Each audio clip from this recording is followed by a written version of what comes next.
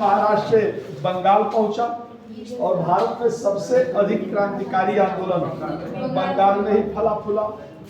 फिर ये आपका दिल्ली, पंजाब, आपका मद्रास होते हुए पूरे भारत में फैल गया। फिर यह विदेशों में भी अपनी पैठ बनाने में क्या रहा, सफल रहा, ठीक ना। और विदेशों में क्रांतिकारी आंदोलन हम लोगों ने पढ़ा था लंदन कि श्यामजी कृष्ण वर्मा ने इस तरह होम रूल सोसाइटी का गठन किया, इंडिया हाउस की स्थापना किया और पंजाब ब्रिटेन में यानी अंग्रेजों के खिलाफ उनके घर में घुसकर आंदोलन शुरू करने का क्या हुआ था, प्रयास किया गया। तो किस तरह ब्रिटेन में क्रांतिकारी आंदोलन जिसमें मुख्य भूमिका में लाला हरदयाल के बाद से श्यामजी कृष्ण वर्मा के बाद से आपके लाला हरदयाल भी थे, आपके बीडी सावरकर साहब थे, मदन लाल धिंगड़ा साहब थे, मैडम भीखाजी कामा थी। इन लोग का किरदार का जिक्र किया था जिसमें मदन लाल धिंगड़ा ने आपको किसको भारत सचिव के राजनीतिक सलाहकार कर्जन विलियम बाइली को गोली मारकर हत्या कर दिया। और इसमें मदन लाल धिंगड़ा को फांसी दे दी गई थी। फांसी हुई को भी हो गई पर दिखाया तो हूँ जी। तो मदन लाल धिंगड़ा को फांसी दे दी गई थी। उन्होंने तो सीधे वकील करने से ही मना कर दिया, ठीक ना, यानी मरने का भी जुनून था। हाँ, तो मदन लाल धिंगड़ा को फांसी दे दी गई। सावरकर साहब को नासिक षड्यंत्र केस में गिरफ्तार करके भारत ला दिया गया और आजीवन कारावास की सजा दी गई, जिससे कुल मिलाकर के ब्रिटेन में क्रांतिकारी गतिविधियां लगभग समाप्त प्राय सी हो गई। फिर आपका दूसरा एक केंद्र था जर्मनी।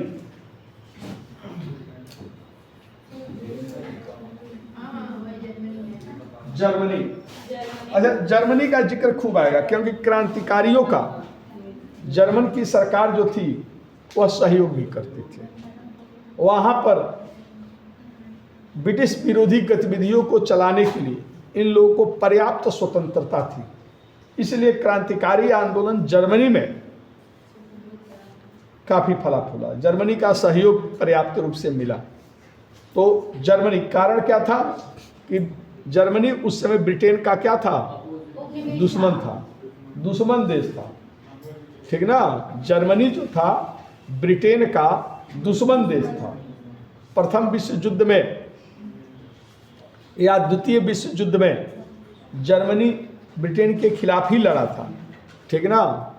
प्रथम विश्व युद्ध के लिए दोषी जर्मनी को ही माना गया था, ठीक ना। और उसी के बाद से जब प्रथम विश्व युद्ध के बाद से संधि हुई तो उसमें जर्मनी पर काफ़ी प्रतिबंध लगा दिया गया और परिणाम हिटलर का जन्म हुआ। और फिर हिटलर थोड़े ही दिन बाद फिर से जर्मनी को उठ खड़ा किया और परिणाम हुआ द्वितीय विश्व युद्ध। तो उस समय जर्मनी ब्रिटेन का दुश्मन देश, और भारत के जो क्रांतिकारी थे वह ब्रिटिश सरकार के खिलाफ काम करते थे। तो दुश्मन का दुश्मन क्या होता है, दोस्त होता है। हाँ, तो इसीलिए भारत के लोग क्रांतिकारी भी जाकर के जर्मनी जाते थे कि जर्मन सरकार का सहयोग मिल जाएगा। और जर्मनी भी क्रांतिकारियों का समर्थन करता था। तो जर्मनी एक बहुत महत्वपूर्ण विदेशों में केंद्र था। यहाँ पर मैडम भीखाजी कामा रहती थी।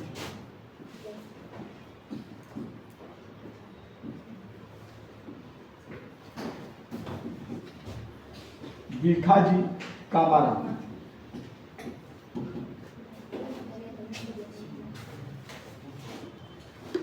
तो मैडम भीखाजी कामा, तो लिख लीजिए। ब्रिटेन के बाद जर्मनी हेडिंग डाल लीजिएगा। ब्रिटेन के बाद भारत में ब्रिटेन के बाद विदेशों में, ब्रिटेन के बाद विदेशों में भारतीय क्रांतिकारियों का दूसरा बड़ा केंद्र,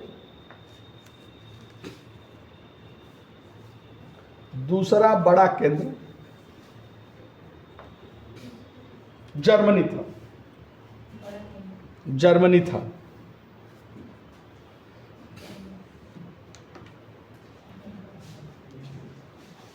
यहीं पर मैडम भीखाजी कामा रहती थी।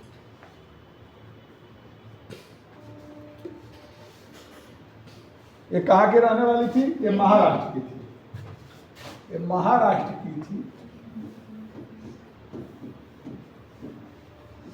महाराष्ट्रियन थी और पारसी परिवार की थी।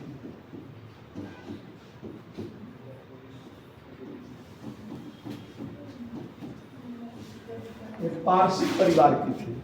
मैडम भीखाजी कामा महाराष्ट्र की रहने वाली थी और पारसी परिवार से, पारसी धर्म से संबंधित थी। और मैंने बताया था कि जब इंडिया हाउस की स्थापना श्याम जी कृष्ण वर्मा ने किया था, तो इनका क्या, भीखाजी कामा का भी समर्थन, सहयोग प्राप्त था। तो लिख ली, ये श्याम जी कृष्ण वर्मा की सहयोगी थी। श्याम जी कृष्ण वर्मा तो आप लोग समझे गए होंगे, उनके बारे में डिटेल बताया था। श्याम जी कृष्ण वर्मा की सहयोगी थी।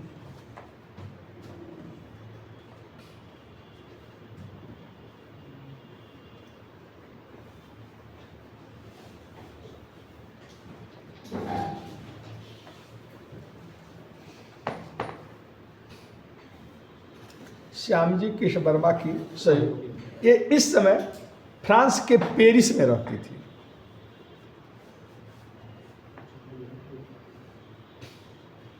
पेरिस में रहती थी। पेरिस में सरदार सिंह राणा के साथ रहती थी। सरदार सिंह राणा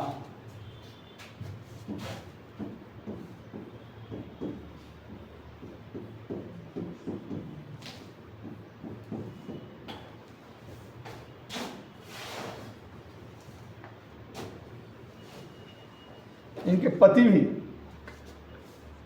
क्रांतिकारी थे, क्रांतिकारियों के समर्थक थे। और जब आपके श्याम जी कृष्ण वर्मा जब लंदन से छोड़कर आए थे, इन्हीं के साथ वो भी रहने लगे थे, ठीक ना। तो एक क्रांतिकारियों को सहयोग करती थी। इनको भारतीय क्रांतिकारियों की माँ भी कहा जाता है। लिख लीजिए, मैडम भीखाजी कामा क्रांतिकारियों की सहयोगी थी। इनको क्रांतिकारियों की मां, मदर ऑफ इंडियन रिवॉल्यूशन, भारतीय क्रांतिकारियों की मां भी कहा जाता था।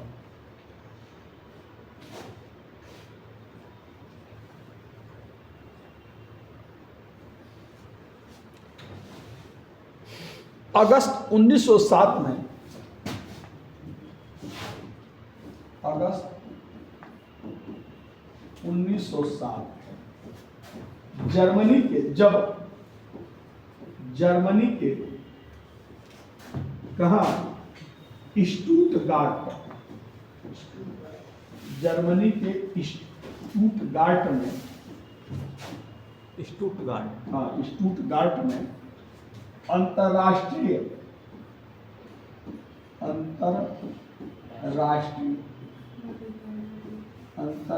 समाजवादी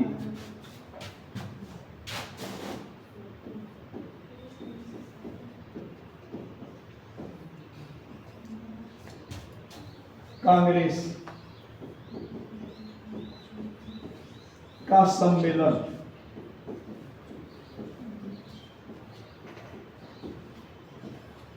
अंतर्राष्ट्रीय समाजवादी कांग्रेस का सम्मेलन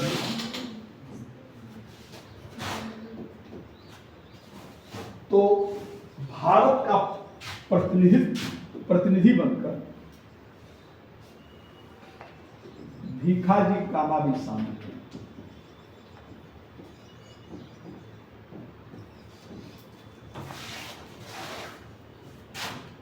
तो जब जर्मनी के स्टुटगार्ट में अगस्त 1907 में इंटरनेशनल सोशलिस्ट कांग्रेस का सम्मेलन हुआ, तो उसमें भिखाजी कामा भी क्या हुई थी, शामिल।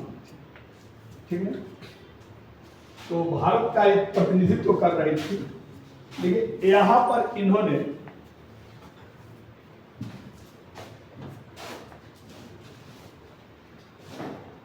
ब्रिटिश सरकार के खिलाफ भाषण दिया।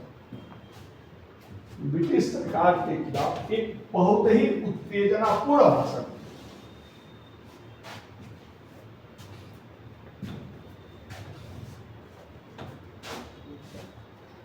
बहुत ही उत्तेजनापूर्ण भाषण दिया और बताया कि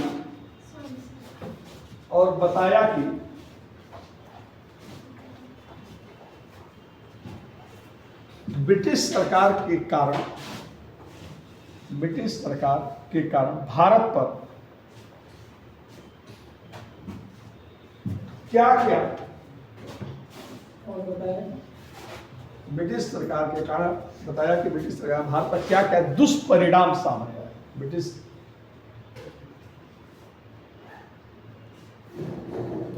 तो एक तरह से विश्व के समक्ष मैडम भिखाजी कामा ने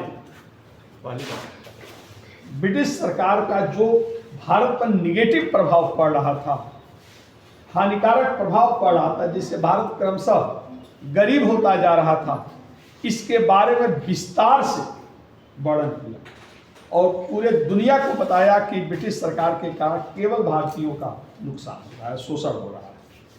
ठीक ना, यह पूरी शासन ब्रिटेन के हित में संचालित किया जा रहा और इसी कारण भारत क्रमशः क्या होता जा रहा है, कंगाल होता जा रहा है। तो यानी ब्रिटिश सरकार का दुष्परिणाम विश्व के सामने उजागर मैडम भिखाजी कामा ने किया। क्लियर, यहीं पर इन्होंने स्वतंत्रता का, पहली बार स्वतंत्रता का तिरंगा फहराया। यानी तिरंगा की जनक भी भिखाजी कामा को माना जाता है।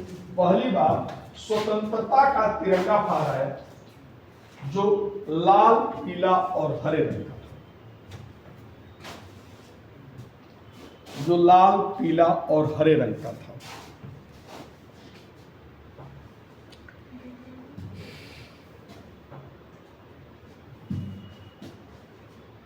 पेरिस में जर्मनी में फैलाया। अंतर्राष्ट्रीय समाजवादी कॉन्फ्रेंस कहाँ हो रहा था, जर्मनी के स्टुटगार्ट में, यहीं पर तिरंगा पा रहा था। नौ तो लिख सकते हैं। इनको लाल, पीला, हरा था। इनको तिरंगे का जनक भी कहा जाता है। इनको भारतीय तिरंगे का जनक भी कहा जाता है। भारतीय तिरंगे का जनक भी कहा जाता है। झंडा यही बनाई, सबसे पहली बार इन्होंने फहराया था। बनाई भी थी ना? हाँ, अपने हाथ से ही बनाई थी तभी ना फहराई थी। ऐसे ऐसे आप लोग क्वेश्चन करने लगते हैं। फहराना अलग बात हो गया, उसको बनाना अलग बात हो। ठीक ना, तो एक आपका जर्मनी या पेरिस में रहती थी, जर्मनी में इन्होंने काम किया। अमेरिका लिखिए अगला, अमेरिका।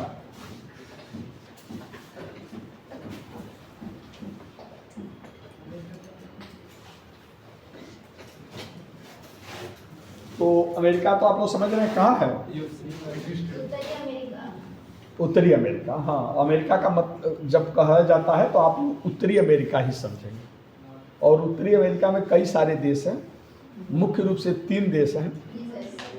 कनाडा ऊपर है, फिर मध्य में यूएसए है, संयुक्त राज्य अमेरिका है, और नीचे मैक्सिको है। ये 3 प्रमुख देश हैं और कई छोटे छोटे देश हैं अमेरिका महाद्वीप। तो 19वीं सदी के अंतिम दशक और 20वीं सदी के प्रारंभ में बहुत सारे भारतीय अमेरिका गए और यूएसए तथा कनाडा में जाकर के क्या हो गए, बस। ये जो भारतीय गए ये बेसिकली मजदूरा बनकर गए, रोजगार की तलाश में गए थे। तो ये लोग भारतीय गरीबी को झेल चुके थे। ये अपने देश में बेरोजगार थे, सोचे कि अगर वहाँ जाएंगे कुछ रोजगार मिलेगा तो भारत की गरीबी, अपने घर की गरीबी को क्या कर लेंगे, समाप्त करें। आज भी बहुत सारे भारतीय विदेशों में जाकर के जॉब करते हैं, खासतौर से वहाँ मजदूरी करने के लिए। अरब अरब देश में मजदूरी करने के लिए जाते हैं, जो यहाँ पर उनको लगता है कि रोजगार नहीं मिलेगा या रोजगार भी मिलेगा तो बहुत कम वेतन मिलेगा, तो वो कहाँ जाते हैं, सऊदीया जाते हैं, कुवैत जाते हैं, तमाम सारे देशों में जाते हैं और जाकर वहाँ छोटे छोटे काम करते हैं। तो उस समय भारत के बहुत सारे युवा अमेरिका और कनाडा गए रोजगार के लिए। एक कर्जा लेकर के गए थे, या बहुतेरे ने तो अपनी जमीन रेहन पर रख करके या बेच दिया था और इस तरह पैसा इकट्ठा किया था और वहाँ रोजगार के तलाश में गए थे कि वहाँ रोजगार मिल जाएगा तो जो जमीन हम बेच रहे हैं पैसा मिलेगा तो फिर से हम क्या कर लेंगे, खरीद लेंगे, या जो कर्जा लिए हैं दे देंगे।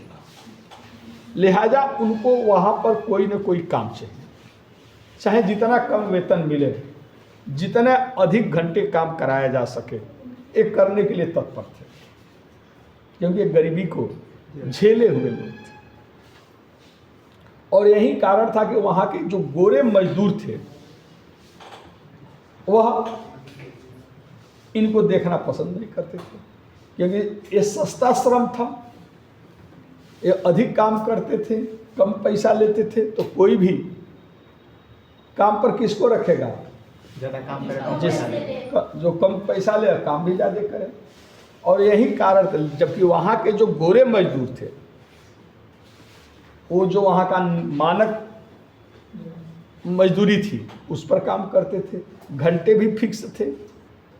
लिहाजा अब भारतीय जब पहुँचे तो वे सब क्या हो गए, बेरोजगार हो गए।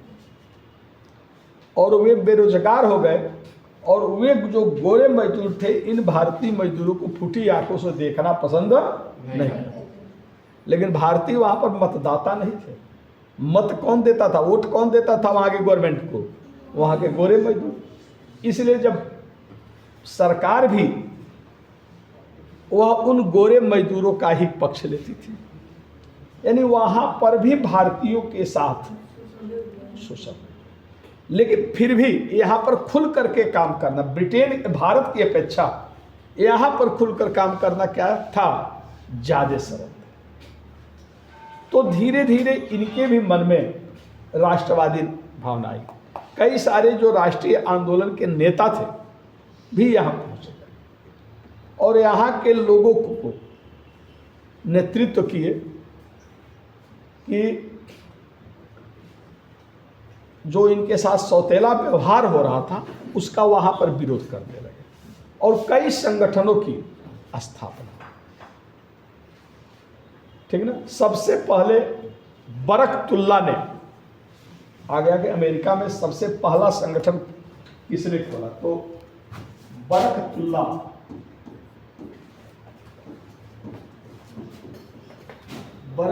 ने 1906 में न्यूयॉर्क कहाँ पड़ता है, अमेरिका यूएसए। तो न्यूयॉर्क में लिख लीजिए, लिख लीजिए तब आगे बढ़ेंगे।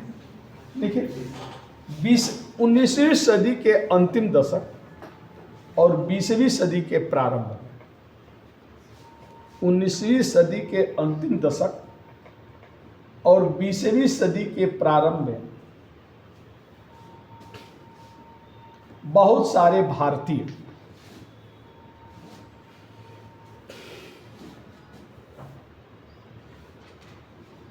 अमेरिका गए।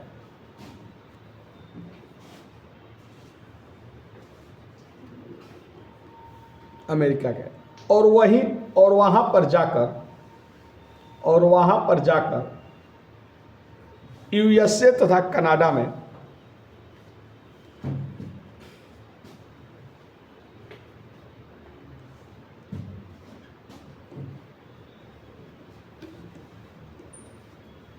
यूएसए तथा कनाडा में जाकर बस गए। वहां पर इन भारतीयों के साथ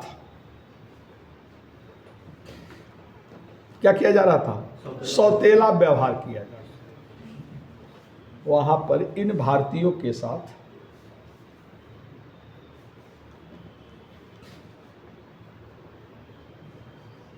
सौतेला व्यवहार किया जा रहा था।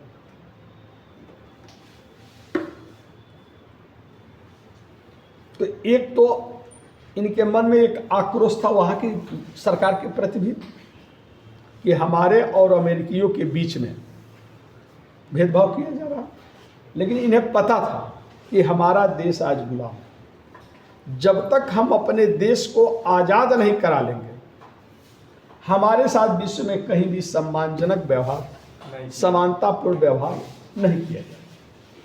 तो कहीं न कहीं इनके मन में एक भावना देश की आज़ादी भी थी और वहाँ के सरकारों के खिलाफ भी थी,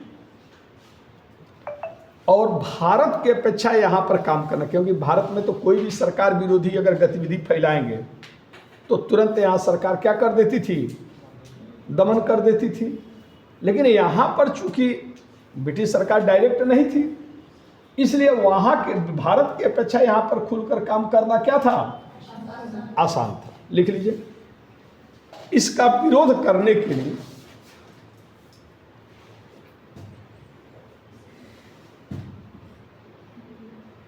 कई संगठनों की स्थापना हुई।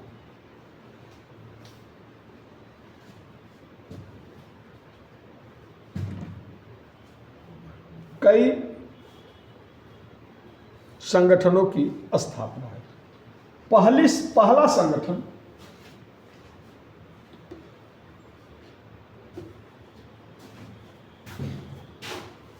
1906 में 1906 में बरकतुल्ला ने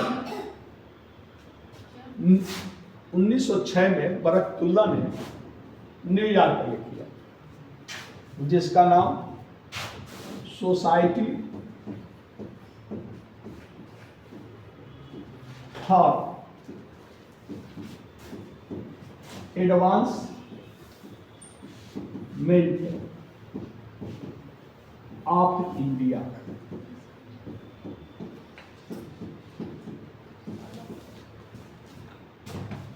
इंडिया नाम से किया। तो क्वेश्चन बन सकता है कि अमेरिका में पहला भारतीय संगठन कौन था? तो society for advancement of India था, जिसकी स्थापना किसने किया था? बरकतुल्ला साहब। ठीक है। लेकिन इसी तरह 1907 में द्वारिकानाथ दास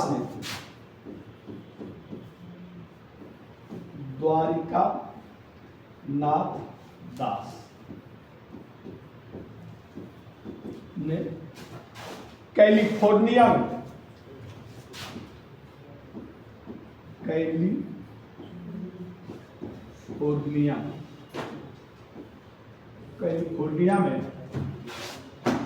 भारत स्वतंत्रता लीग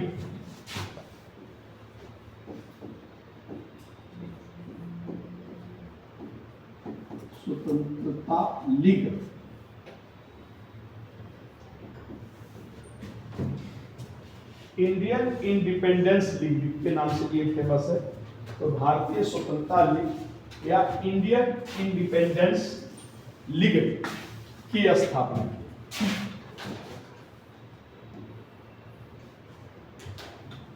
भारतीय स्वतंत्रता लीग की स्थापना, उद्देश्य, इस संगठन का उद्देश्य क्या था?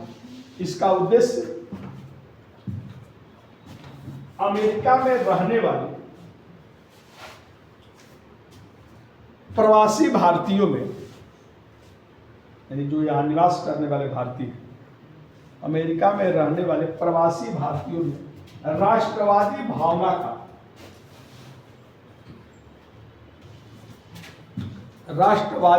का प्रचार प्रसार करना था। प्रवासी भारतीयों में राष्ट्रवादी भावना का प्रचार प्रसार करना था और क्रांतिकारी विचारों का प्रचार प्रसार करना था और क्रांतिकारी विचारधारा फैलाना था।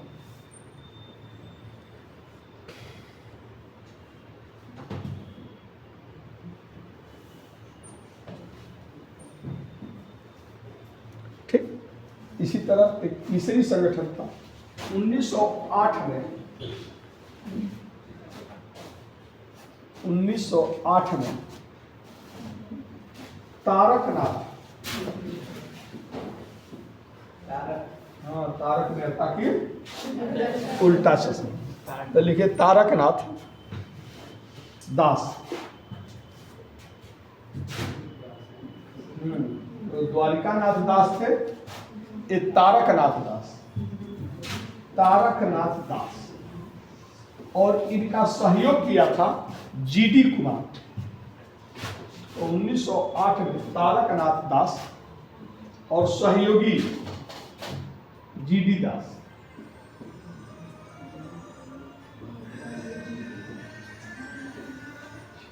जीडी कुमार,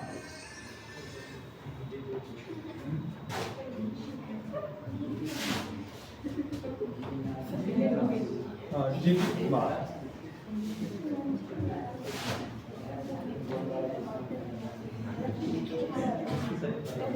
तो 1908 में तारकनाथ दास ने स्थापित किया था, सहयोग किया था तो दोनों का नाम लिखे, तारकनाथ दास और जीडी कुमार ने मिलकर।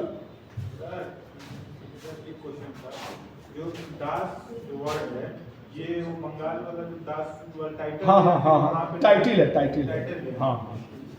तो जीडी कुमार ज्यादातर वहाँ पर अमेरिका में बसने वाले में थे पंजाबी, गुजरात के भी बहुत सारे लोग गए थे। अरे यार अब जाति व्यवस्था का तुम लोग यही कौन टाइटिल आता है। अब जा करके कोई पंडित जी महाराज से जाति जाति का ओरिजिन पढ़ाने लगेंगे तो हम जो पढ़ा रहे हैं वो भूल जाओगे क्या पढ़ा रहे हैं, ठीक ना। क्वेश्चन ये था कि जो दास प्रथा थी वहाँ पे खत्म हो, दास प्रथा नहीं था, दास नाम था। लाइन से सब लोग दास दिखे तो कहीं वो नहीं, खत्म हो नहीं, गई उसका मतलब हाँ। वहाँ पे ठीक ना। अमेरिका में खत्म हो चुकी है सर, इसका मतलब। हाँ दास प्रथा अमेरिका में नहीं खत्म हो चुकी थी, भारत में भी धीरे धीरे अंग्रेज दास प्रथा के विरोधी थे। और आपका सबसे पहले लॉर्ड कॉर्नवालिस ने दास्ता के व्यापार पर बैन लगाया था और 1833 के चार्टर एक्ट में भी प्रावधान किया गया था कि दास प्रथा को समाप्त किया जाएगा, ठीक ना। लॉर्ड एलन बरो के समय में जो 1842 से 46 तक शासक था, 1843 में भारत से दास्ता को क्या कर दिया गया था, खत्म कर दिया गया था।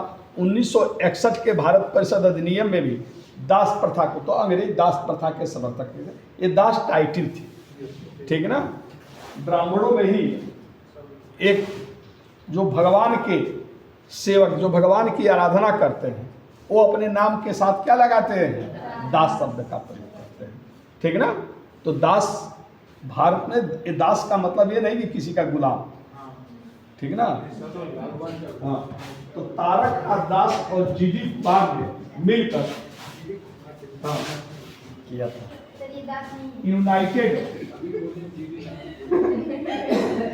यूनाइटेड उसी में सर हाँ इंडिया हाउस, इंडिया हाउस,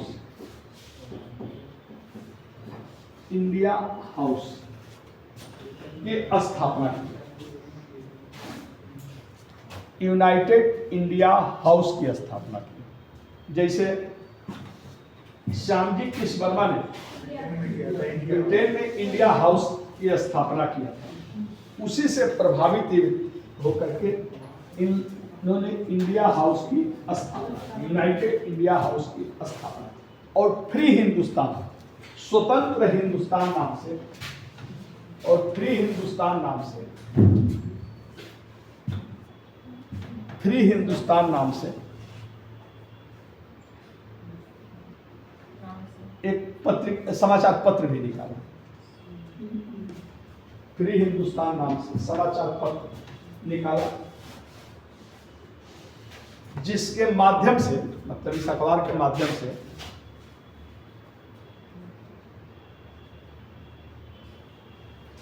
भारतीयों के बीच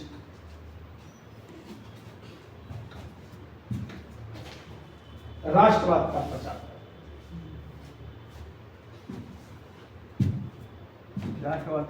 प्रचार करते थे।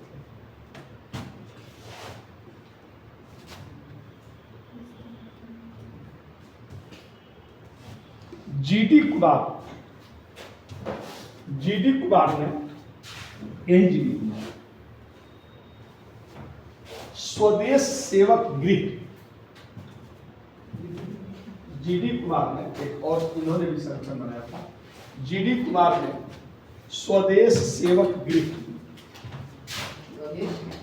स्वदेश सेवक गृह, हाँ, होम गृह की स्थापना की।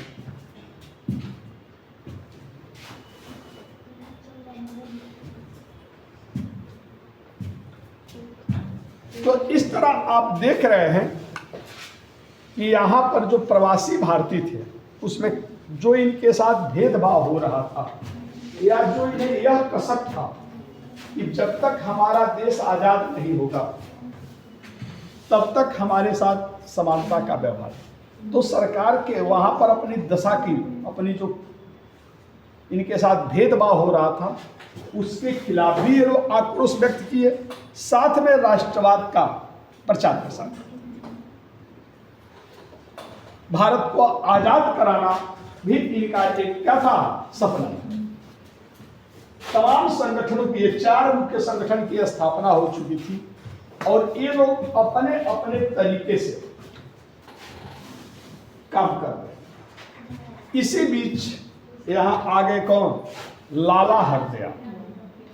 और लाला हरदयाल जो थे, उन्होंने यहाँ के रहने वाले जो नेता, जो इन प्रवासी भारतीयों का नेतृत्व कर रहे थे, लीडर थे, उनसे मिले और कहे कि जब तक आपका देश आजाद नहीं होगा, विश्व में कहीं भी आपको सम्मान की दृष्टि से नहीं देखा जाएगा। अगर आप लोग चाहते हैं कि विदेशों में हमारी भी इज्जत बढ़े, हमारे साथ बराबरी का व्यवहार हो, तो पहले आपको अपना देश आजाद करना।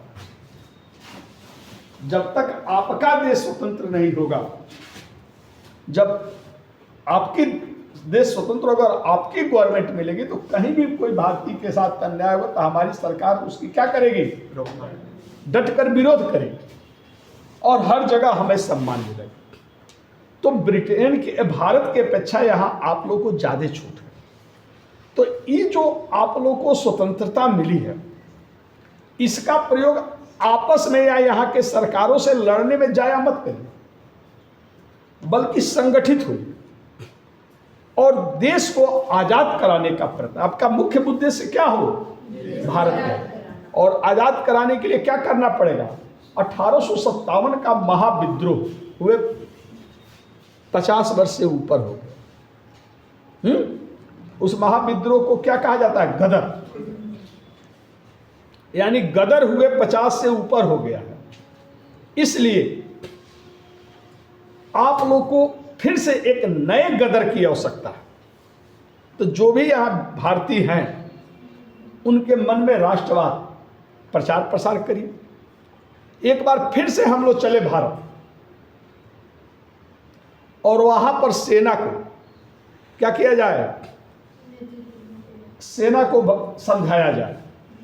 अगर भारत की सेना 1857 की तरह एक बार पुनः गदर कर दी और उनका साथ भारतीयों ने दे दिया, तो हमारा देश क्या हो जाएगा, आजाद हो जाएगा। और जब देश आजाद हो जाएगा तो आप यहाँ भी सम्मान के साथ रह सकते। इसलिए हम सब लोग को मिलकर के क्या होना चाहिए, एक होना।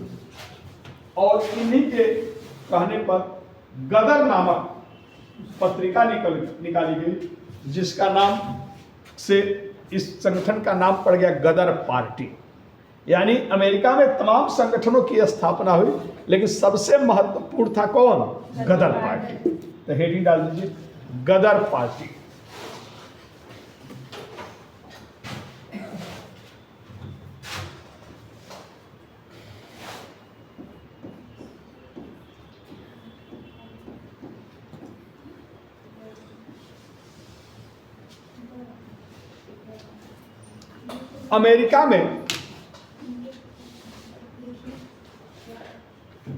अमेरिका में सबसे महत्वपूर्ण संगठन, कई संगठन लिखाया हूं, सबसे महत्वपूर्ण संगठन गदर पार्टी था।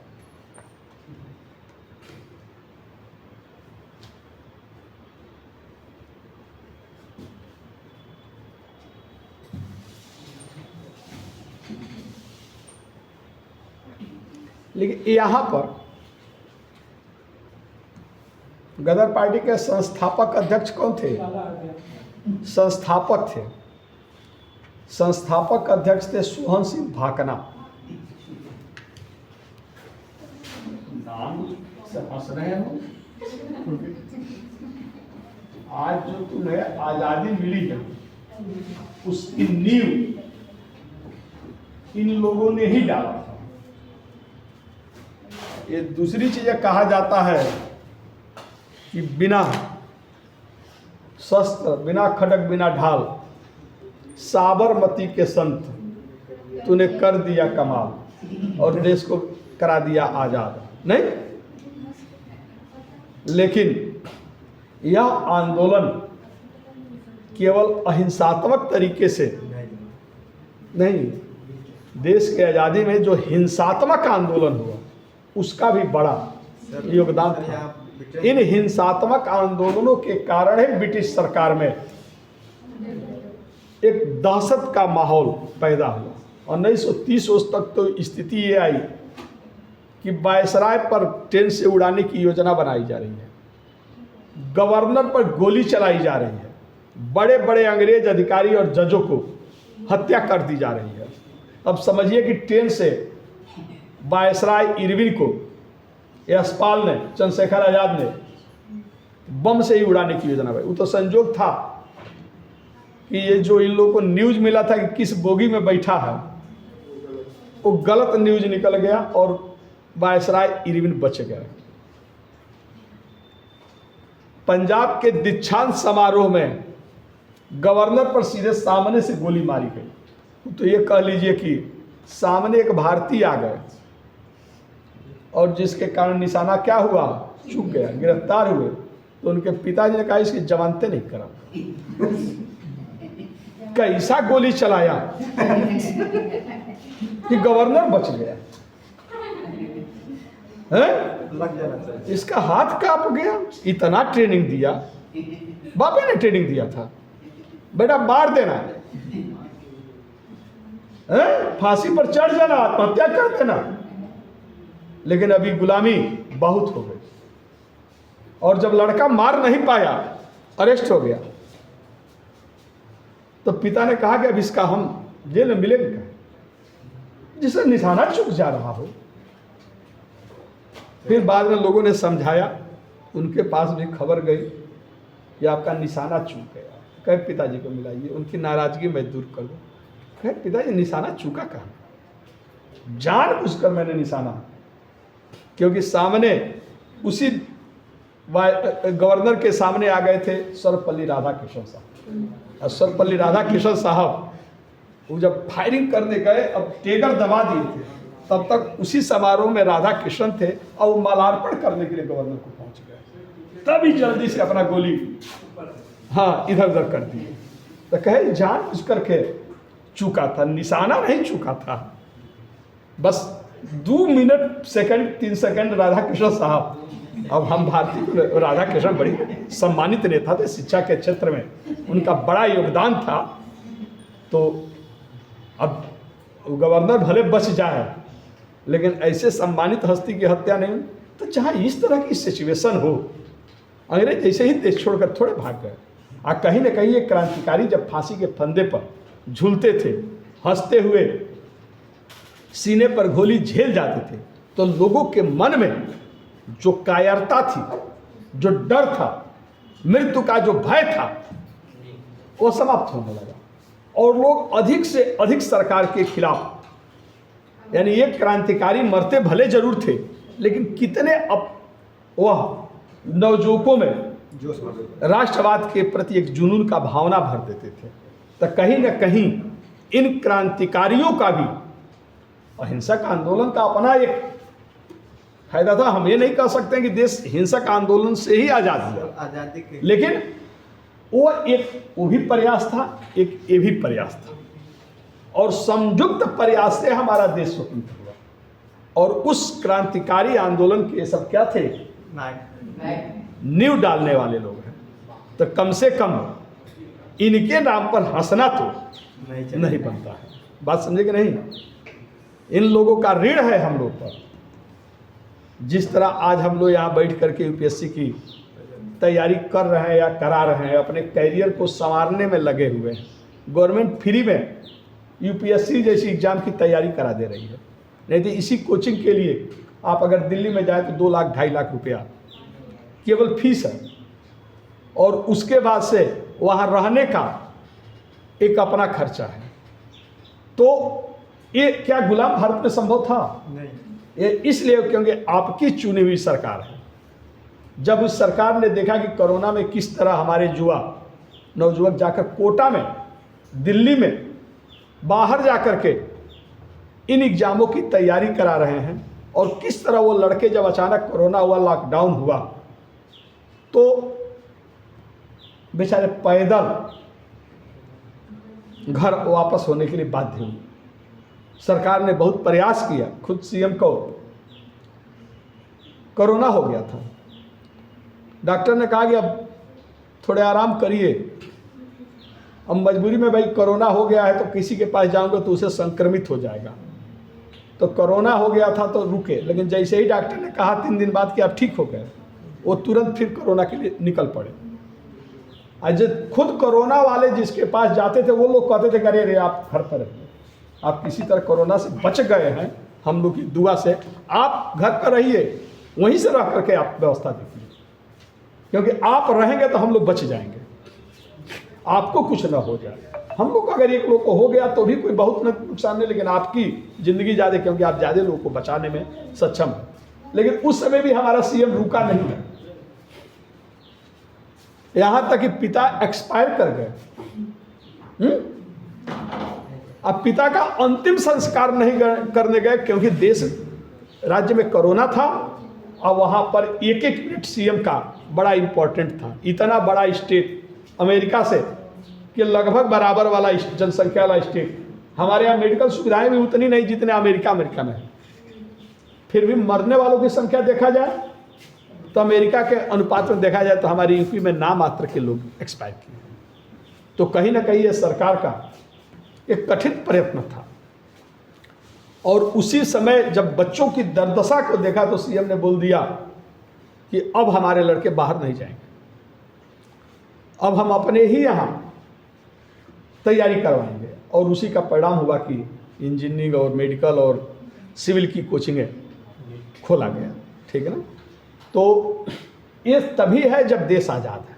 आज़ादी में इन लोगों का एक बहुत बड़ा योगदान है। तो कम से कम हम लोग इनका क्या है, रीढ़ी है, और कुछ नहीं कर सकते तो कम से कम इनके प्रति आदर सम्मान तो प्रकट ही कर सकते हैं। नहीं, अगर ऐसा नहीं करते हैं तो हम कृतज्ञ कहलाएंगे, आसान फरामोश कहलाएंगे। नहीं, तो ये लोग बड़े सम्मानित लोग हैं। तो क्या मैंने बताया, सोहन सिंह भाकना, तो सोहन सिंह भाकना एक तरह से गदर पार्टी के संस्थापक है। लिख ली, सोहन सिंह भाकना ने, अब ऐसे बोल दूंगी तो हम, कंप्यूटर नहीं है कोई,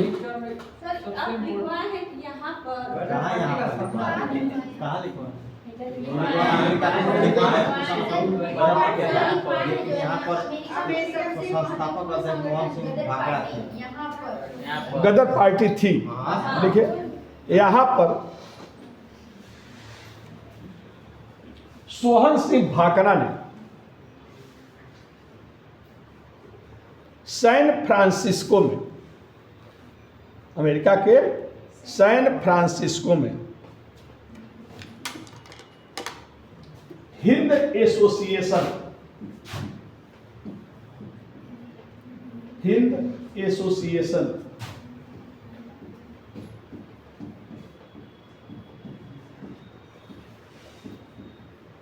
हिंद एसोसिएशन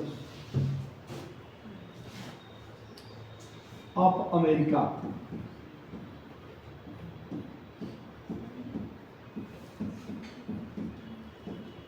की स्थापना नामक, अमेरिका नामक संगठन की स्थापना किया था।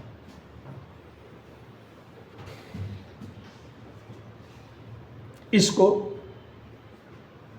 हिंद एसोसिएशन ऑफ, इसको हिंद एसोसिएशन ऑफ अमेरिकी हिंद एसोसिएशन ऑफ पैसिफिक यानी प्रशांत महासागर, पैसिफिक कोस्ट भी कहा जाता है। Hind Association of Pacific Coast भी कहा जाता है। तो पैसिफिक कोस्ट आ जाए तो आप लोग कंफ्यूज ना करिएगा, दोनों एक ही चीज़ है।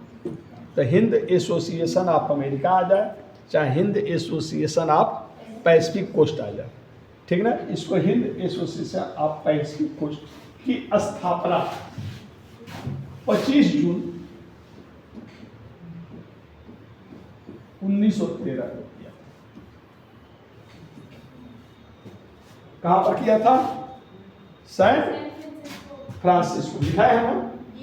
तो अमेरिका के यूएसए के सैन फ्रांसिस्को में सोहन सिंह भाकना ने Hind Association of Pacific Coast की स्थापना की, ठीक है।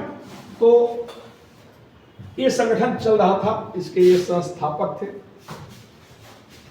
और इसी बीच में लाला हरदयाल साहब आए थे और इन्होंने भारतीयों को समझाया और खास तौर से सोहन सिंह भाकना को समझाया और इनके कहने पर क्रांतिकारी विचारधारा का प्रचार प्रसार करने के लिए गदर नामक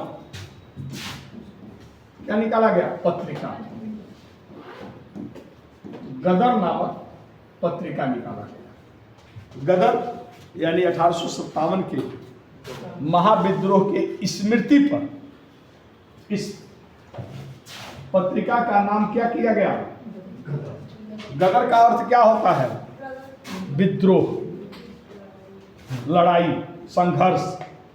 तो गदर नाम से पत्रिका निकाला और यह पत्रिका इतना लोकप्रिय हुआ कि इस आंदोलन का, इस पार्टी का नाम ही क्या पड़ गया? गदर पार्टी। और इस गदर पार्टी के संस्थापक कौन थे?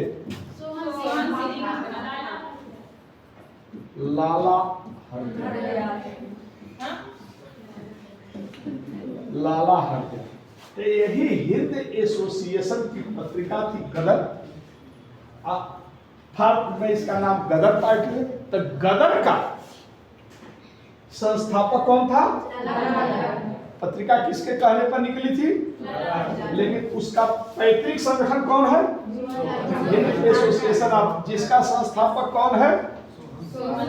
यानी गदर पार्टी का भी अगर आगे की संस्थापक अध्यक्ष, पहला संस्थापक अध्यक्ष कौन था? सोहन सिंह भाकना। और गदर पार्टी का संस्थापक कौन था? क्लियर हुआ कि नहीं? तो लिखिए, लाला हरदयाल के समझाने पर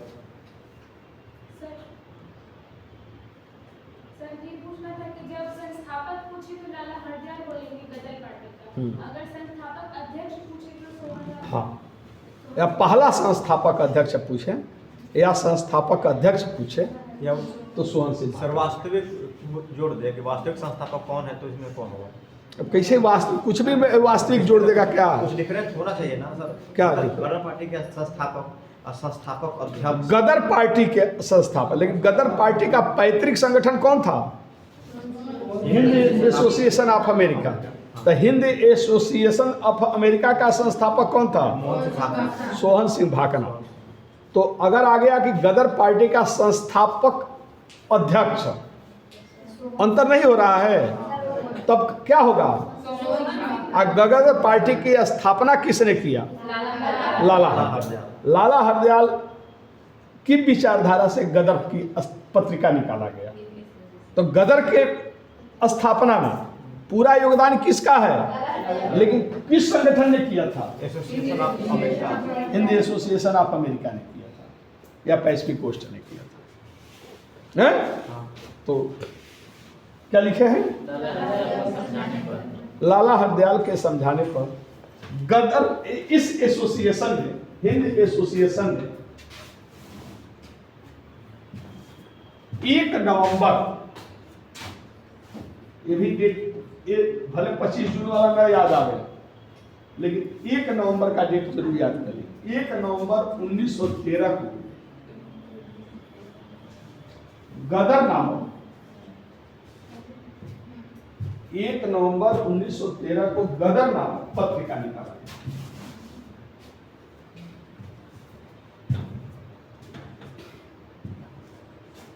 यह पत्रिका अंग्रेजी भाषा में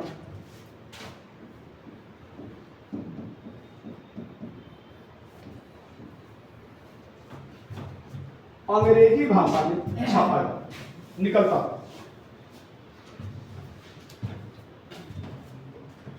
यानी मूल प्रति किसमें बनाई जाती थी? अंग्रेजी में। अंग्रेजी भाषा में निकाला जाता था, छापा जाता था। इसका अनुवाद उर्दू, पंजाबी,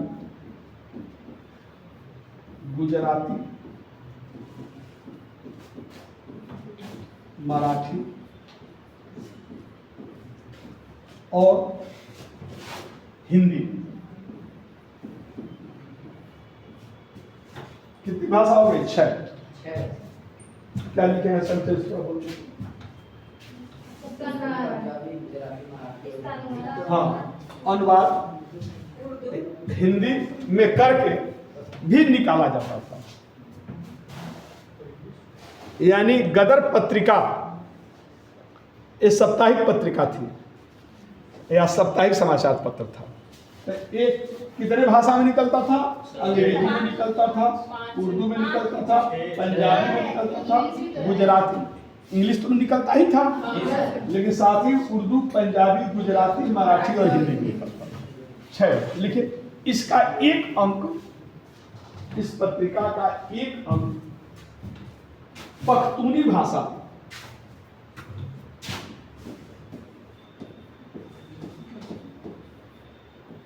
इसका एक अंक पख्तूनी भाषा में भी निकला था। पख्तूनी, अफगानिस्तान में जो पख्तूनी भाषा चलती है, जो अफगानी है वहाँ पख्तूनी भाषा चलती है। यानी विभिन्न भाषाओं में गदर पत्रिका निकलता था, ठीक ना? तो नाम था गदर। लेकिन अगर गदर किसी को नहीं समझ में आता था कि इसका मतलब क्या हुआ, या किस लिए पत्रिका छप रही है, तो उसी के नीचे लिखा है ब्रिटिश सरकार का दुश्मन। यानी कोई कंफ्यूजन ना रहे कि यह पत्रिका क्यों निकल रही है, तो ब्रिटिश सरकार का दुश्मन, ठीक ना? उसी पर लिखा जाता था, ठीक ना? लिखिए। इस पत्रिका में एक ये भी लिख लीजिएगा, यह साप्ताहिक पत्रिका थी। यह साप्ताहिक पत्रिका थी, ये सप्ताह में एक अंक निकलता था। साप्ताहिक पत्रिका थी। इस पत्रिका में गदर की गूंज नाम से, गदर की गूंज नाम से कविताएं भी निकलती थी, जिसमें या जो राष्ट्रवाद से ओतप्रोत होती थी, से ओतप्रोत होती थी, राष्ट्रवाद से ओतप्रोत होती थी। यानी लोगों को राष्ट्र के लिए मर मिट्टी को तैयार होने के लिए प्रेरित करती थी। इसमें लाला लाजपत राय, तिलक, रास बिहारी बोस,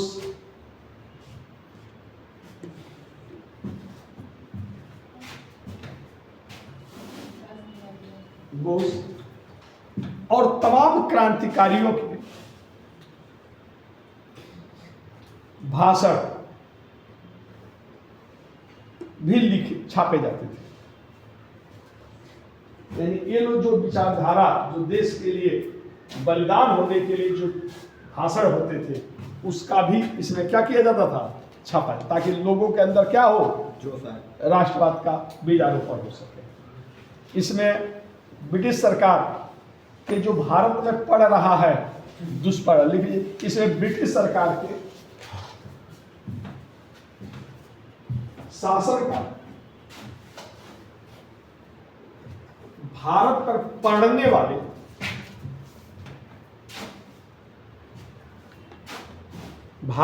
पड़ने वाले दुष्परिणामों का भी वर्णन होता था। यानी क्या क्या उसका घातक प्रभाव पड़ रहा है, दुष्परिणामों का वर्णन होता था।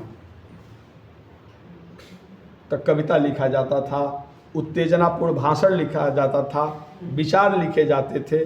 फिर सरकार के क्या क्या दुष्परिणाम है, किस तरह भारत का धन ब्रिटेन जा रहा है और किस तरह भारत क्रमशः गरीब होता जा रहा है, ये सब इसमें जिक्र होता था।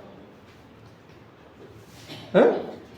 और समाधान क्या बताया जाता था, बस एक बार सशस्त्र विद्रोह कर दिया जाए और देश को क्या कर लिया जाए, आजाद कर लिखने, तथा इसमें इसका समाधान भी लिखा जाता था। समाधान भी लिखा जाता था कि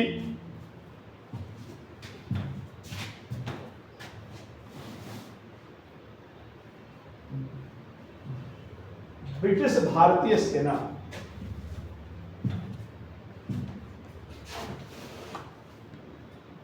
में विद्रोह की चिंगारी फैलाई जाए।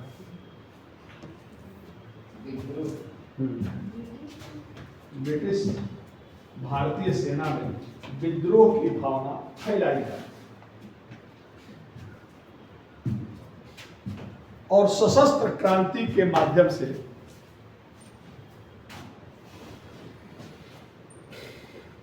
देश को आजाद करा लिया जाए।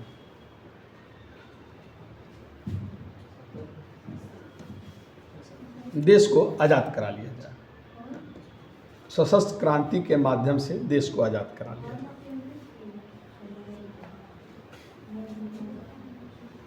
यानी उद्देश्य क्या था, सेना में और लोगों में अंग्रेजों के खिलाफ विद्रोह की भावना को भड़काना और सशस्त्र क्रांति करके शक्ति द्वारा ब्रिटिश सरकार को उखाड़ फेंकना और भारत को आजाद कराना। क्लियर हुआ कि नहीं आप लोग को? लिखे तो संस्थापक कौन थे, लिखा दिए हैं, लिखे। इस पार्टी के संस्थापक लाला हरदयाल थे।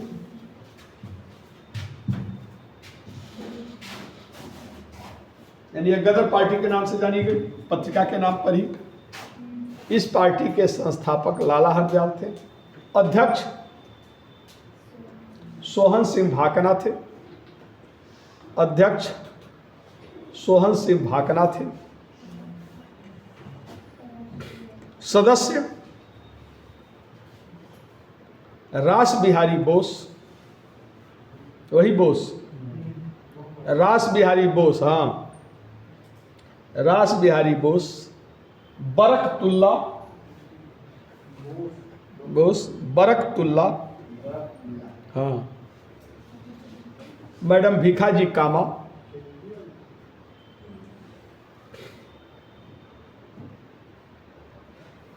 राजा महेंद्र प्रताप, राजा महेंद्र प्रताप, ये हाथरस में, मथुरा के पास हाथरस पड़ता है और हाथरस के राजा थे, लेकिन हम महेंद्र प्रताप, लेकिन ये देश की आज़ादी के लिए सशस्त्र क्रांति के माध्यम से देश की आज़ादी के लिए काफ़ी प्रयास किया, जिससे ब्रिटिश सरकार इनसे नाराज़ हो गई और इनकी रियासत और इनकी पूरी संपत्ति को जब्त कर लिया। यानी देश को आज़ाद कराने में एक केवल रियासत बल्कि पैतृक संपत्ति भी गंवा बैठे। तो ये सब महानायक थे, ठीक ना। इन्हीं लोगों ने वह बीज डाला जिसका परिणाम हुआ कि आगे चलकर हमारा देश आज़ाद हुआ, ठीक ना। तो क्या लिखे? राजा महेंद्र प्रताप, कांसीराम, हाँ ये काशीराम नहीं, ठीक ना। रामचंद्र,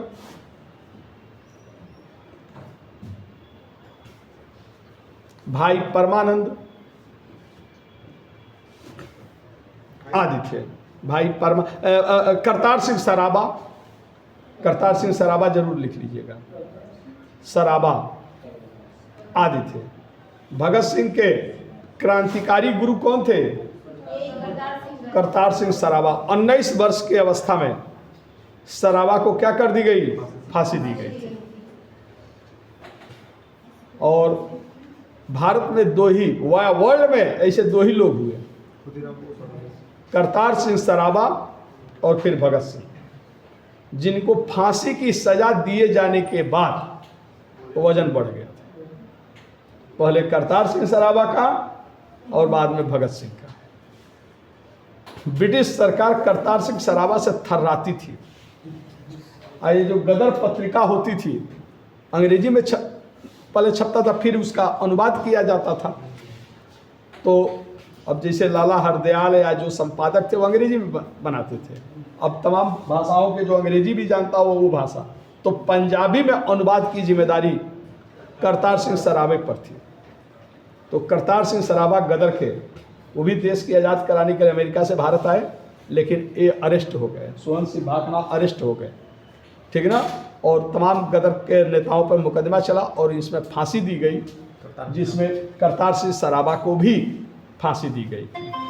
और इन्हीं से प्रेरित होकर भगत सिंह क्रांतिकारी राह को पकड़ लिया था। उनके हीरो, उनके आदर्श कौन थे? करतार सिंह। और वो भी मृत्यु के समय इन्हीं के तरह वजन बढ़ गया। नहीं तो बड़े बड़े लोग जब पता चल जाता कि अब फांसी होने वाली है तो कितनों मुर्गा बिरयानी खिलाई जाए, ठीक ना,